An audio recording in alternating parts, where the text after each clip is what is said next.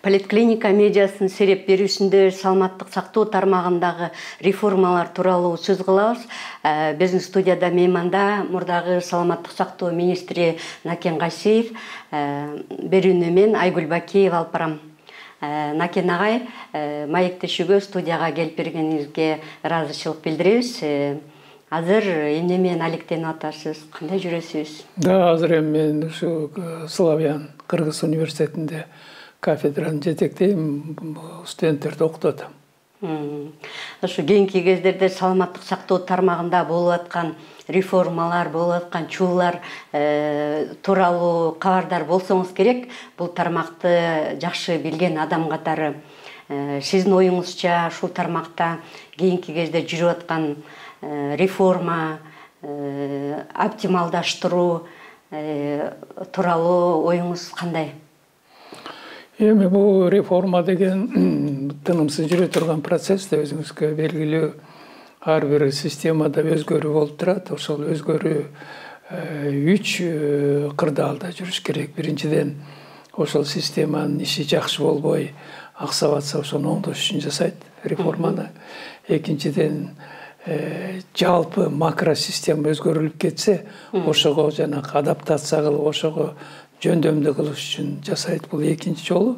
Анан эртең начар болсо, жамандан жакшыга алып барыш үчүн аракет кылыш керек да. Ошондуктан бул реформа тынымсыз жүрө турган процесс. Анан эми барлык өзгөрүүнүн баарын реформа деп айтышка бул туура келбейт. Реформа дегенде чоң өзгөрүүлөр болуш керек. Ал саны менен эмес, мисалы кээде 2 оорукананы кошуп коюп, ошону реформа дейт, бул туура эмес. Ал реструктуризация деп коет, же болбосо кыскартуу жолуна менен кетип аткан нерсе. Кээ бир убактарда жетекчисин өзгөртүп коюп, муну реформа дейбиз, бул да реформага жатпайт. Реформанын эң негизги мааниси ошол өзөгүнөн бери сапаттуу түрдө начарлап аткан нерсени оңдоп коюш, же болбосо мындай бир мурунку пландардан тескери жакка кетип атса, ошону түзөп, значит, эң негизгиси биздин кызмат, медицина кызматын жакшыртууга, анын эң негизги максаты ошол элибиздин орточо жашын көбөйтүш үчүн жасай турган аракет күч болот да. Эми акыркы убактарда реформа, менимче, чоң реформалар, макросистема өзгөргөндө, Советтер Союзу талкаланып калганда айластан биз жакшы системаны өзгөртүүгө туура келген. Анда бизде плановый система деген өлгөндө, өзүңүз билесиз. Анан биз базар экономикасын өткөндөн кийин ошол эң негизги маселе ошол булактарын кайдан табабыз. Ошол медицина катмарын, медицина системасын сактап калыш үчүн ага финансылык булактар керек да. Себеби ал финанс болбосо, каражат болбосо эч кандай система иштебей калат. Ошондуктан биз ошол биринчиден булактарын иштеп, анан экинчиден ошол системаны сактап калуу максатында иштер жүргүзүлгөн. Себеби ошол убактарда өзүңүз билесиз, мен кичине тарыхтан баштап койдум окшойт. Өзүңүз билесиз, ал убакта 2 сунуш болгон. Себеби Союз тараганда биз баягы элден башка, Союздун башка өлкөлөрүнөн мурдараак сомбуйтуп алдык. Анан завод, фабрикалар иштебей калды. Колхоз-совхоздорубуз тарап кетти. Мына менин эсимде бар, ошондо 90-91 айрыкча 3 жыл өтө оор убакыт болгон. Анда биз врачтарга айлык бере албай калдык. Анда биз ошол мурунку завод, фабрикадан калган товарлар менен, кээде уялбай сигарет, өтүк, азык-түлүк, жоолук менен, азык-түлүк менен берип калган убакыт болду. Ошол убактарда эки суротуулду же системаны менчикке, мисалы Америкада, Турцияда медицина менчиктердин колунда. Менчик өткөндө негизинен алар менчикти. Ал эми башка кээ бир өлкөлөрдө баягы бюджетный система же болбосо медициналык камсыздоо жолу менен элден айлык акысынан кармап калып туруп, анан кайра ошону керек болгон убакта элдин ден соолугуна жумшайт. Ушундай түргө барыш керек болуп калды. Анан ошондо чоң реформа мына ошол убакта болуп калды. Чынында биз баягы бут менен турганды башына тургандай же башы менен турганды бутуна тургузгандай чоң 180%ге, 180%га же градуска өзгөрткөнбүз да. Мына ошондо чоң реформа болду. Өзүңүз билесиз, анда Манас таалими, ден соолук деген 3 программа 10 жылдан 30 жылга эсептелинип ошол этабы менен ишке ашып турду. Анан эми ал системанын жакшы жагы да болду, жаман жагы да болду. Себеби Союздун убагында билесиз, биздин медицина бекер болчу, дары-дармекти эл бекер алчу, амбулаторияда дарылангандар рецепт менен гана дарыны аптекадан бекер алчу, ооруканага жатканда ал убакта акча алат же болбосо ошол кызмат үчүн акча төлөм деген учуктаса элдин түшүнө да кирген эмес. Мына ошондуктан анан биз жакшы системаны башка системага, ошол рынок системаныга калыптанууга туура келди да. Чынында көпчүлүк убактарда элден да көп тил уктук. Көпчүлүк убактарда өзүбүздүн коллегалар дагы мурунку көнүп калган өзүнүн адаттарын таштай алган жок. Алардан да көп мындай каршылыктар болду, бирок айласынан биз ошо рынокко калыптандырууга туура келген. Анан эми акыркы жылдарында болсо, мына азыркы убакта бүгүнкү күндөгү реформаны айтып атсаңыз керек. Сиз негизинен эми бүгүнкү күндө менин оюмча ошол 30 жыл деген бул дагы бир чоң басып өткөн жол да. Ошонун жакшысын алып, жаманын четке кагып, мындан ары түзүп кетиш керек эле да биздин системаны. Анан эми тилекке каршы тез алмашуулар болуп атат. Саясатта өзгөрүүлөр болуп атат. Экономикабыз дагы эле болсо өзүнүн калыбына келбей, туруксуздук бар барлык жагынан. Ошол убакта өтө эле мындай социалдык жактан сезимтал кайсы бул медицинада. Бул социалдык тармактан элге билим берүү, пенсия менен камсыз кылуу, медицина тармактарынын эң эле сезимталы, баарысын жон териси менен билип турган бул медицина. Ошондуктан буга өтө аяр мамиле кылыш керек. Анан буга мындай реформаны дагы бир баягы жет өлчөп биргесе турган убакыт келип атат да. Ушундай жакта кетсе деген менин ой тилегим бар эле. Бирок кээ бир убактарда ойлонбой иштер жүрүп кетип атат. Эми мунун объективдүү да субъективдүү себептери бар. Биринчиден жанагы кыскартуу маселелери болуп атпайбы, өзүңүз билесиз. Акыркы убактарда мындай кошуп коюулар болуп атат. Мисалы травматология. Мисалы эң эле биринчи айтайын, мына 2 жыл мурда, 3 жыл мурда онкология менен гематологияны кошуп койду. Онкология деген азыр адамдардын өлүмү боюнча биздин Кыргызстанда 2-нчи орунда турат. Гематология дагы биздин Орто Азия элдеринде, айрыкча Кыргызстанда эң проблемный вопрос, эң оор маселе. Себеби мына мен министр болуп турганда аны ачкан себеби болгон. Себеби бизде көп балалуу үй бүлөлөр бар. Анан ошо көп балалуу үй бүлөлөрдө айрыкча төрөт убагында аялдардын өлүмү көбүрөөк да бизде. Айрыкча кан жоготуп койгондон кровотечение дейбиз да. Анан экинчиден ошо көп төрөлгөн үй бүлөдө балдарда дагы аз кандуулук өтө көп. Ошондуктан гематологияны атайын ачып, өзүнчө структура түзүп, бир өзүнчө имарат жай берип туруп, анан келечекте жанакы ак кан менен ооругандарга тиги костный мозду пересадка кылалы деген иштер менен бокстар жасап, жакшынакай ушундай гематологиялык борбор ачылып, жакшы иштеп аткан кезде, анан мына 3 жыл мурда бир акылма министрибиз келди дагы, ошону жоготуп койду, экөөнү кошуп койду. Эки эң оор маселени алып келип туруп бир точкага коюп койду. Мына бүгүнкү күнгө чейин бул башаламандык бүтпөй атат. Себеби онкология менен гематология бул өтө оор жана өтө элге керектүү маселе. Муну өзүнчө эле мурункудай колдон келсе буларды колдоп, анан жанагы айрыкча мына четке, мисалы Турцияга, Германияга, Россияга азыраак жөнөтүп атабыз ошол пересадка боюнча. Тиги костный мозду пересадка боюнча ак кан менен ооругандарды. Муну өзүбүздө жасай баштаган уже. Мунун баары токтоп калды. Экинчиден жанагы аялдардын өлүмү азайган жок. Кан жоготууда мына материнский смертность ошо аялдардын төрөт убагында өлгөндөрдүн саны мурункудан азайган жок. Себеби бул проблема боюнча калат. Себеби бизде жанагы жогоруда мен айткандай көп үй бүлөлүү, көп балалуу үй бүлөдө энелерде аз кандуулук бар, анан балдарда аз кандуулук. Анан ошолорго дагы бул гематология чоң жардам берип аткан службаны экөөнү кошуп койду. Бул менимче абдан туура эмес, тескери жасалган иш болуп калды. Анан эми травматология менен азыркы кездеги мына жанагы тез жардам ооруканасынын экөөнүн ортосундагы чыр-чатак маселеси менимче мындай болду да. Травматологияда мына мен министр болуп фактически баш аяк 11 жыл иштеп калдым, 2 жыл зам. Эч убакта травматология боюнча проблема болгон эмес ал убакта. Кожокматов деген, Сатынды Кожокматович деген өтө илимпоз, практикалык жактан жакшы билген профессорубуз бар болчу. Рожинский деген дагы профессор бар эле. Травматологияда менин башым ооруган эмес. Травматология ошол азыркы улуттук госпиталдын чоң килеген 3 этаж корпусун ээлеп турган болчу.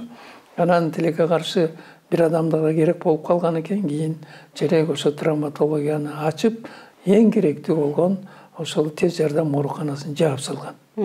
Ошонун негизинде эмне болду? Мына шаарыбыз 1 миллионго жакын эл жашайт. Тез жардам маселеси абдан курч мүнөзгө айланып калды. Бул жагынан мен ойлойм, туура болду. Тез жардам ооруканасын сөзсүз түрдө калыбына келтириш керек. Азыр келе баштады. Себеби кээде ооруларды таң аткычакты.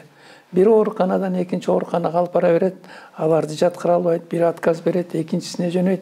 Ошо менен таң атканда кээде оорулар кээде өлүп калат экен, кээде үйүнө алып барып таштап коет экен. Бул деген абдан туура эмес болгон да, себеби ошол скорый помощь ошондой мегаполис болуп калдык да биз дагы, чоң шаар. Ошого калыптанып Союздун убагында планга киргизилип туруп курулган атайын тез жардам ооруканасы бар болчу. Анда өзүнүн инфарктный бөлүмү бар болчу, жанагы токсикологический ууланган бөлүмү бар болчу. Анда жанагы күйүккөн ооругандардын отделениясы бар болчу. Кыскасы барлык тез жардамга керектүү бөлүмдөр бар болчу. Мына ошону жоюп салып туруп травматологияны ачып койгонбуз. То есть бир керектүүнү жапканбыз да, экинчисин ачканбыз. Травматологияда ошо тез жардам ооруканасы мындай жакыныраак жакта шаардын ортосунда болсо деген да ойлор айтылып жатты да. Жок, эми тез жардам болгондо азыр ошол оорукана мурун эле пландаштырган. Ошондо деле Южный азыр 2 магистрал менен келип атпайбы ал 4-чү оорукана. Анын жанына атайын станция переливания, кан куюу станциясы курулган. Атайлап экөөнү бир жерге жакындаштырып туруп, керек болуп калса, кан керек болсо мына табыш жерден алынсын деп Союздун убагында пландаштырып курулган. Анан тез жардамдын азыр эч кандай кыйынчылыгы жок. Шаардын борбору менен тиги жердин айырмасы азыр Южный магистрал менен Северный магистрал менен айырмасы көп болсо 5-10 мүнөттө да. Ошондуктан ал болбогон эле бир ойлоп табылган себеп болуп калды. Оорукана кайра калыбына келгенин мен абдан кубанып атам. Травматологиянын өзүнүн мына плановый травматологиянын ошондо эле тиги биздин Воронцовкадагы ооруканада травматологический чоң хирургический бөлүм бар болчу, жасалчу. Ал эми жанагы сынык болуп острый болуп келгендерди ошол улуттук госпиталдын территориясында эле травматологиялык как раз шаардын ортосунда ошол национальный госпиталдын, улуттук госпиталдын составында эгер любой консультация керек болсо, невропатологун дагы, нейрохирургун да баарысын чакырып бир жерден консультация ала турган эң ылайыктуу жерде болчу. Ошондуктан травматология да керек, конечно. Травматология азыр 3-чү орунда турат. Адамдын өлүмү боюнча. Биринчи жүрөк кан тамыр оорулары, экинчи значит онкология, 3-чү травматология. Травматология да өтө керек, бирок биринчи, экинчи ачкандан эч кандай каражат жок болчу. Андан көрө ойлонуп туруп, мына травматологияны арабтар куруп беребиз деп айтканда бир 10 жылча болду гана куруп бергени. Куруп берсе ошо травматологияны жаңадан куруш керек, бирок мурунку эле базасын иштей бериш керек болчу. Ал скорый помощьтун оорукананы жабыштын эч кандай, менин оюмча, эч кандай керектиги же болбосо эмеси тиги зарылчылыгы жок болчу деп ойлойм да. Анан кийинки убактарда жанагы наркология менен психиатрияны кошуп коюшту. Эми бул эки проблема дагы бири-бирине жакыныраак, бирок бул экөө тең проблемный вопрос. Бирин-бирине кошуп койгондо эле реформа болуп калган жок да. Анда эмне болот? Анда реструктуризация болот, анда койкалар кыскалат, а кээ бир оорулар сыртта калып калышы мүмкүн. Азыр бизде алкоголизм деле проблемный вопрос боюнча туруп атат, туурабы? Наркология деле азыркы күндө өтө курч мүнөздүү. Ошондой болсо дагы экөөнү алып келип эле кошуп койду. Менин оюмча бул туура болгон жок деп ойлойм. То есть бүгүнкү күндөгү реформабыз мындай өйдүлдий кырдаалда кетип атат. Бирок бул проблеманы, конечно, биринчиден жогору жактагы бийликтер же болбосо ушу боюнча бир кичинекей кеңеш түзүп алып, мурункулардан да кичине сурап, кийинкилерден дагы кеңешип, анан кандай кылып чечишти бир ойлонуп туруп, анан реформага барыш керек да. Сиз дагы ошо мурдагы саламаттык сактоо министри, анан мурдагы иштеген министрлер бар. Ошол сиздерди чакырып мындай бир кеңешип, кайсы жылдарда кандай болгон деген маселе болду беле? Мен андайга өзүм муктаж эмесмин, бирок мени бир да жолу ушул маселелер боюнча чакырган жок. Бир жолу кеңешкен да жок. Себеби азыркылар бизге караганда кичине акылдуураак, аны биз сезип турабыз. Азыркылар мүмкүн интернеттин убагында акыл эси толугураактыр, эч кандай кеңешпейт. Бирок кыргызыбызда жакшы сөз бар: кеңешип кескен бармак оорубайт дейт. Туурабы? Кеңешип кескен бармак оорубайт деп илгертеден ата-бабабыз лакап катарында, элге сиңип калган маселе катарында айткан. Ошондуктан кээде чакырып кеңешип, момундай кылып атабыз дейбиз. Бул эмне алып келет? Реформанын бир негизги базасы боло алабы же просто бул жөнөкөй эле өзгөртүүбү же муну башкача жол менен чечсе болобу деп кээде кеңешип, анан бир өзүнчө бир кеңеш совет түзүп койсо, 5 кишиден болобу, 7 кишиден болобу, чогулушуп, ар кайсы специалисттер бар, улуу кишилер бар, кичүү кишилер бар, четке барып жаман жакшысын көрүп келген жаштарыбыз бар, таланттуу, ошолордон чоңолуп алып кеңешип койсо, менимче эч кандай мындай бир аброюн түшүрүп койбойт эле да бүгүнкү бийликке. Аны азыр жасаган жок. Эми бирок өздөрү баягы бүгүнкү бийликтегилер ойлонуп атат го ойлойм, бирок кээ бир маселелерди менимче чечилиши туура болбой атат чынында. Ушул маселеде мисалы травматология борборунда илимий борбор болуп калды эле деп, анан Сабырбек Жумабеков сыяктуу врачтар дагы чыгып кетти сыртка. Жакында жана ижарага берүү боюнча Исманкуловдун клиникасы менен дагы бир чуу жаралып атат. Андан кийин бул Акрамов боюнча дагы ушуга кандай, муну кандай кылып чечсе болот эле? Жана кеңеш кылып, анан кийин бир өзүнчө план ойлоп чыгып, анан ошол баардык башкы врачтарды, саламаттык сактоо тармагынын бүт адистерин чогулуп алып, мисалы жакынкы убакта мындай пландар болуп атат деп туруп, жалпы бир ортого салыш керек. Бул кандай тармак болбосун, айрыкча медицина тармагында кадрларга бүт аяр мамиле кылыш керек да. Себеби муну өзүңүз билесиз, ошо союз тараганда жана мен жогоркуда айткандай акыбалда көп жакшы врачтар сыртка кетип калды. Биринчи эле Израилга кетти. Экинчиден Германияга кетти. Өзүңүз билесиз, ал убактарда сыртка чыгып кетип атпадыбы? Айлык бере албасак, өзүңүз билесиз, дары-дармек доорулар өздөрү алып келип калды. Жастык менен шейшеп тап келген убактар болуп калды. Гуманитарный жардам менен 5 жыл жашадык. Бизде ички дүң продукция 3 эсе кыскарып кетти. Бюджетте каражатыбыз болор болбос болуп калды. Ошондой кырдаалда биз көп врачтарды жоготуп алдык, кетип калды сыртка. Ал эми бүгүнкү күндө биз врачтарга өтө аяр мамиле кылышыбыз керек. Врачтар деген ар бири айрыкча кесипкөй врачтар бул саналуу эле чынында. Чыныгы кесипкөй, чыныгы баягы ооруларга, элге журтка жаккан мыкты адистер саналуу эле. Анан аларга аял мамиле кылыш керек. Анан эми биздин Кыргызстанда 3 баатырыбыз бар мына: Мамакеев, Мамытов, Акрамов. Үчөө тең менин оюмча өзүнүн эмгеги менен, күнү түнү менен элге кылган кызматы менен ошол атакка, наамга жеткен адамдар. Анан эми ошолорго дагы мына азыр алды 90дон ашты. Мамакеев 93-94ке чыгып атат. Акрамов да 90го жакындап калды. Мамытов да 80ден ашты. Буларга эми баягы алаканга салып, сыйлап, ошолорду урматтай турган убакыт келди. Анан эми ал 80ден ашып калган Акрамовду бүгүн ошол жерден иштен алып, анан кубалап чыкканда эч кандай бир майнап чыкпайт. Анан экинчиден анын дагы жактоочулары, анын дагы оорулары бар мурунку. Акрамов деген ошол 40-50 жылдын ичинде көптөгөн, жүздөгөн, миңдеген адамдарга операция кылган. Анан жанагы реабилитациялык борбор түзгөн, реконструкция кылуу боюнча борбор. Эми ал баягы кичине реконструкция деген ат чоң. Жана мурунку хирургдар начар жасап койгон операцияны кайрадан жасай турган борбор катарында ал киши иштеп атты. Эми ал кичине баягы аша чаап ат коюп алган, бирок чынында ошол ишти аткарды Акрамов. Акрамов чынында кээде баягы аша чаап кеткен сөздөрү бар, бирок чыныгы Кудайдан берген хирургиялык колу бар, башы бар, чоң хирург.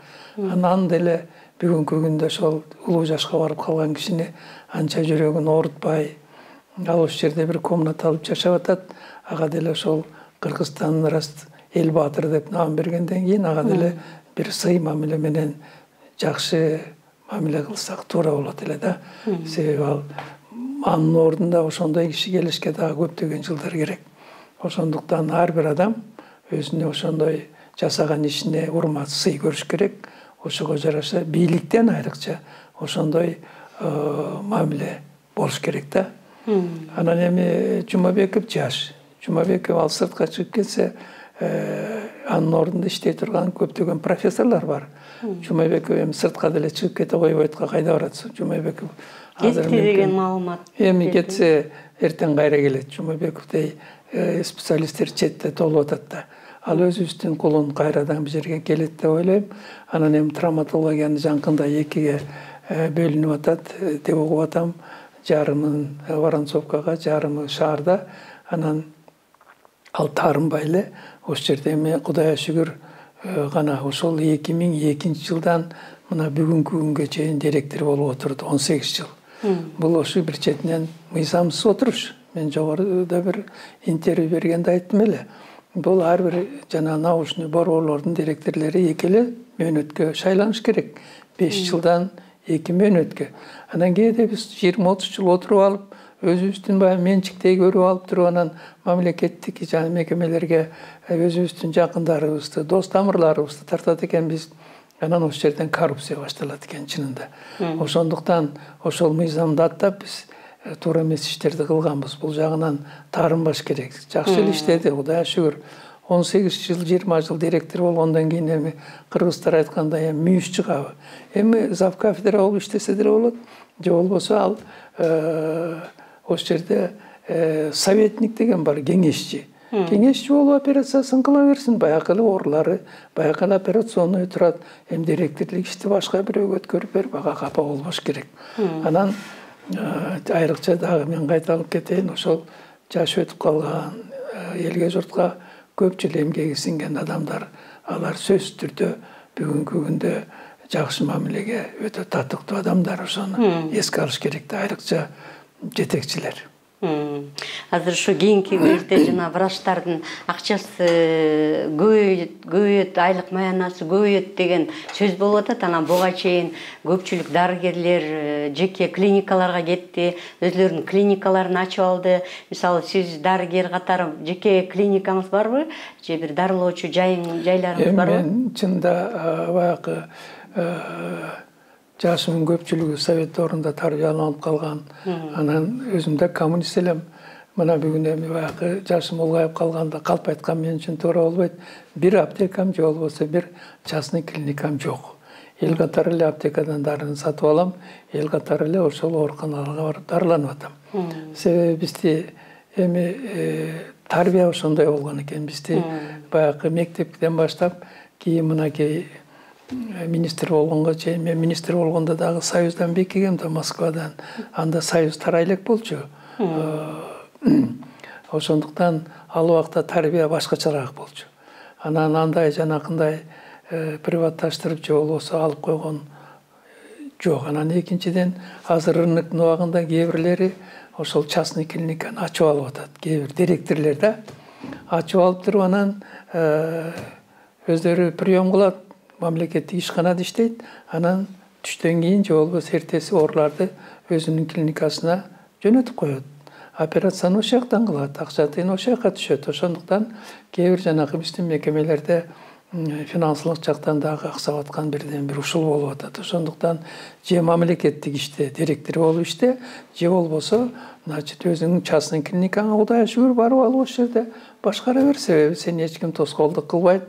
Ал сенин балаңдан балага өтүп кетсең да болот. Ал эми жана мамлекеттик иште, мамлекеттик кызматта иштеп туруп баласын таштап койгон, туугандарын өзүнүн ордуна коюп койгон, бул дагы туура эмес да. Себеби бул мамлекеттик мекеме биздин ата бабадан калган менчик эмес да. Анын ээси ким? Эл. Эл болгондон кийин ошол жетекчини татыктуулары улам алмашып туруш керек. Ал бир тукумдан экинчи тукумга эч убакта өтпөш керек. Ал эми менчик болсо, ради бога, байбирай орустар айткандай, өзүнүн уулуңду калтыра бер, небереңди калтыра бер, анда эч кимдин тоскоолдугу жок. Ошондуктан же жетекчи болуп мамлекеттик мекемелерде иштегениң, же болбо өзүңүн частный клиникаңа бар. Анан жанагы директор болуп туруп алып, анан өзүнүн частный клиникасына түштөн кийин ооруларды жөнөтүп, анан чөнтөгүн кампайткан бул туура эмес деп ойлойм. Ага ушу биздин медицинага жеке болуу же мамлекеттик болуу ушул дарыгерлерге, айрыкча жаш дарыгерлерге ишенүүгө болобу? Эгер сиз ооруп калсаңыз, мисалы ушу биздин дарыгерлерден дарыланасызбы? Мен ошол эле жаштардамын азыр. Көбүнчө ошо кардиология боюнча ооруканаларга кайрылгам, өзүбүздүн эле кардиоборбордо. Ошол жерде жаштар бар, Кудайга шүгүр. Ошол убакта иштеп турган улуу инсандарыбыз өзүнүн мектебин түзүп кеткен экен. Мисалы кардиология борбору ошол убакта Мирхамедович иштеп кеткен. Ал кишинин мектеби бар. Ал кишинин ошол өзү үйрөтүп койгон кесипкөйлөрү бар, жаштар. Алар өзүнүн кийинки муундарына өткөрүп жакшы таалим таасир берип атат. Ошондуктан бүгүн коркпой үркпөй ошолорго барып эле дарыланып атам. Кудайга шүгүр, алардын деңгээли жакшы. Ал эми кээ бир жетекчилер бар, айрыкча биягынан бул кээ бир кесипкөйлөрүбүз өзүнүн баягы эмесин көп бөлүшө бербейт да. Өзү менен кошало кеткиси келет, ал туура эмес. Сырларын бөлүшөт. Да, эми жакшы специалисттердин өзүнүн ыкмалары бар, алардын өзүнүн методикасы бар. Ошону сөзсүз түрдө бөлүшүп, өзүнүн баягы мураскерлерин даярдап кетиш керек. Өмүр деген, убакыт деген учкан куштай өтүп атат да. Ошондуктан кээде антпей өзү менен ала кеткендер да бар чынында. Бирок бул мен ойлойм, бул туура эмес. Сиз өзүңүз терапевт, врач болчусуз, ооруканаларда иштедиңиз? Кардиолог болуп иштегем, терапевт болуп иштегем. Анан мен бир 2 жыл иштегенден кийин анан главврач болуп кеттим. Союздун убагында 18 жыл главврач болуп иштедим. 2 шаарда, бир облустта облздрав болуп иштедим. Анан бул эгемендүүлүк жылдары зам министр, анан министрлик өтүп кеткем. Сиздин оюңузча ушул саламаттык сактоо тармагындагы реформа эң биринчи эмнеден башталыш керек? Азыр мисалы каржылоо жагы туруп атат, анан мурдагы учурларда жанагындай программалар, эл аралык донорлордон же башка программалардан келген көптөгөн каражаттар максатсыз пайдаланган деген сөздөр бар. Анан азыр ушул каражат жагынан биринчи кезекте кандай болуш керек? Анан келечектеги ушу реформа эмнеден башталып, кандай жүрүш керек? Биринчи ошол эң эле талуулуу жери бул каражат маселеси да. Каражат болбосо эч бир реформа кылыш да мүмкүн эмес. Каражат жетиштүү болсо, каражат ошол реформаны жасаш үчүн, саламаттык сактоону айрыкча сапаттуу жакка өзгөртүш үчүн сөзсүз түрдө каражатты талап кылат. Себеби бүгүнкү күндө технология өтө кымбат. Технологияны сатып алыш, технологияны иштетиш үчүн дагы кадрларды үйрөтүш керек, окутуш керек, буга да каражат керек.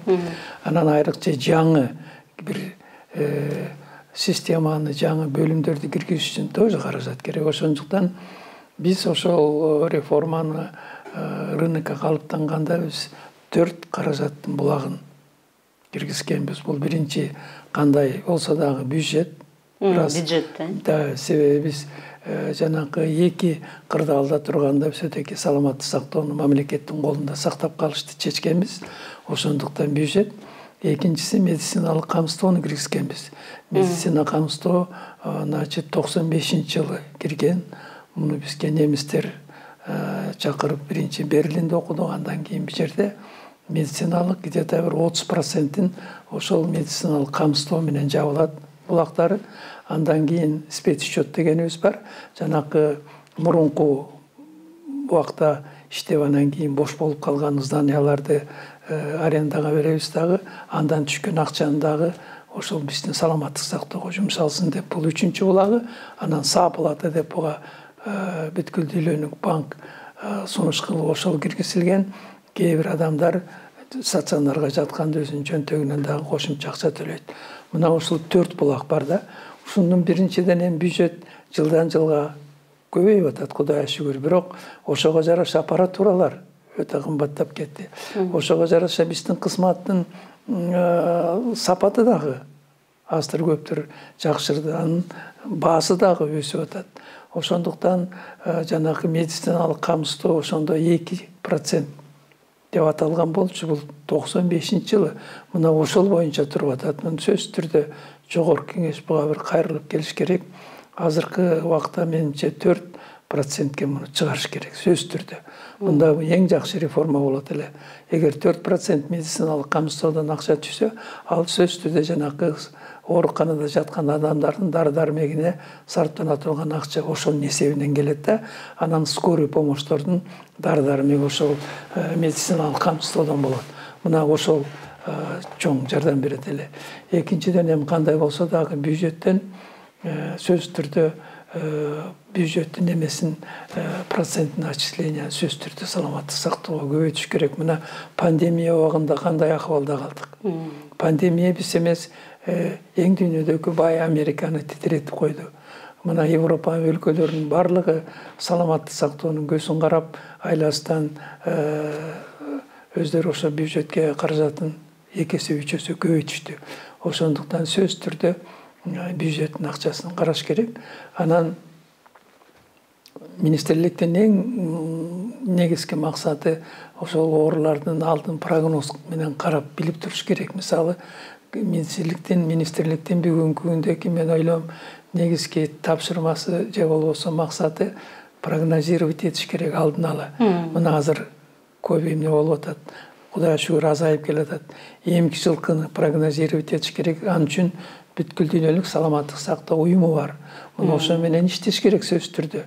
Себеби ошол жанагы 3 проектти киргизгенде Манас Талими ден соолук биз ошол бүткүл дүйнөлүк саламаттык сактоо уюмунун директоруна мен көп жолу барып жолукканмын. Ал кишиден кеңеш алганмын.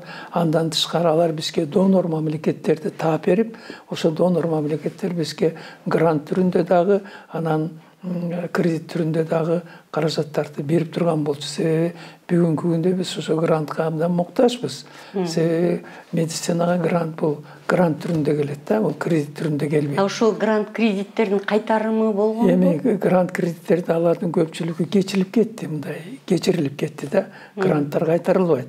А кредиттерди болсо баягы кээ бир проценттери кечирилди, кээ бир проценттери кайтарылып берилди. Анан бирок анын ордуна ошол убактарда мисалы 90-95 жылдары биз даже ремонт жасай албай калдык да. Жана айлык эмес ремонт жасай албай калдык. Ошол убактарда алынган аппаратура роддомдорго кардия борборун алып калдык эле $4,500 Ислам банкынан.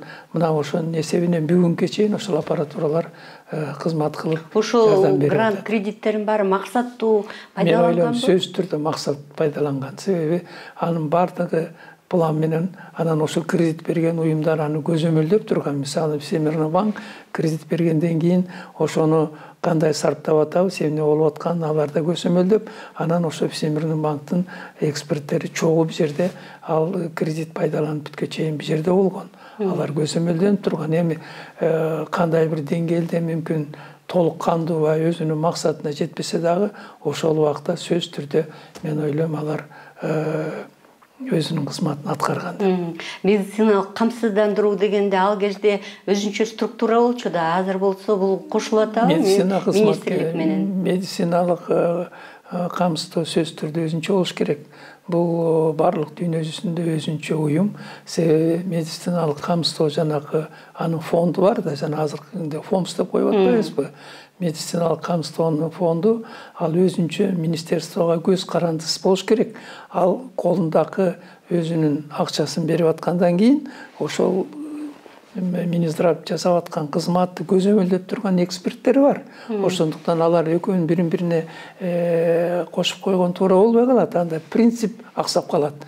Себеби ФОМС өзүнчө өзүнүн берген акчасын, каражатын көзөмөлдөп үстүнүн эксперттери менен сапатын текшерип туруш керек. Анан экөө биригип калгандан кийин Минздравдын алдында болгондон кийин бул алардын функциясы жоюлуп калат да. Бири-бирине эч кандай көз карандысыз болбой калат да. Бул туура эмес. Ошондуктан биз буга чейин көп жолу кошуп дагы ажыратып көрдүк. А так принцибинде булар экөө эки башка болуш керек. Эң акыркы суроо болсун, агай. Бул медициналык кадрларды даярдоо боюнча жогорку окуу жайларынын бир тобун жоюу керек деген маселе чыгып атат да. Ушуга сиз кандай карайсыз? Мен толугу менен кошулам.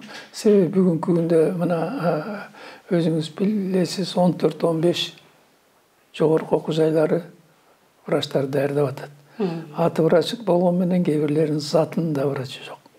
Мен бүгүнкү күндө бир экөөнү же үчөөнү эле калтырат элем, эгер мен оюма эгер мүмкүнчүлүк болсо.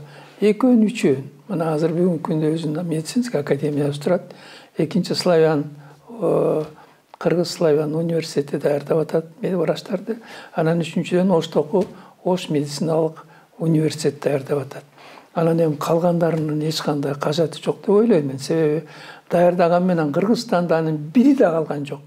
Мына мен былтыркы жылдын отчетун карап көрсөм, канча врачтар жетишпесе, так ошончо бүгүнкү күндө акыбал ошондой боюнча калган. Алар даярдап атабыз, дипломду берип атабыз, бирок рост өсүшү, врачтардын толуктоосу, специалисттер менен калыбына келгенси жок. Нөл. Андай даярдоонун эмне кереги бар? Ал кимге? Ал энетанын эле чөнтөгүнө удар болуп атпайбы? Ал врачтар же кесип көй болуп иштебесе, же башка специалистке өтүп кетет, же болбосо четке чыгып кетип атышат. Аны биз баягы мындай эле кургак жерге эле даярдаган акыбалда калып атабыз да. Алардын арасынан чет өлкөлүктөр көрүп, эми чет өлкөлөрдөн келип окугандар да бар. Эми чет өлкөлүктөн келип окуп атат, алар кайра чет өлкөсүнө кетип атат. Чет өлкөсүнө кетип атат, бирок ошону дагы эми алардын алдында да биз мындай аброй менен иш кылышыбыз керек да. Кээде эптеп диплом бериш үчүн эле, кээде 4 жылдык, 5 жылдык кылып эле баягы орто билимдин деңгээлинде билим беребиз да, колуна диплом карматабыз, кетебиз. Ошондуктан өткөн жылы Пакистан кандай иш кылды билесиз го? 2-3 эле вузду тааныдык, калгандарын биз тааныбайбыз. Алардын диплому менен специалисттерди биз иштетпейбиз деп алардын ассоциациясы ошондой чечим кабыл алды. Ошондуктан бул өтө жетилген маселе. Бул жагынан биздин министрлик азыркы кезде абдан туура иш кылып атат. Эгер ушуну аягына чыгып бийлик колдосо, бул абдан туура болот эле. Агай, рахмат сизге.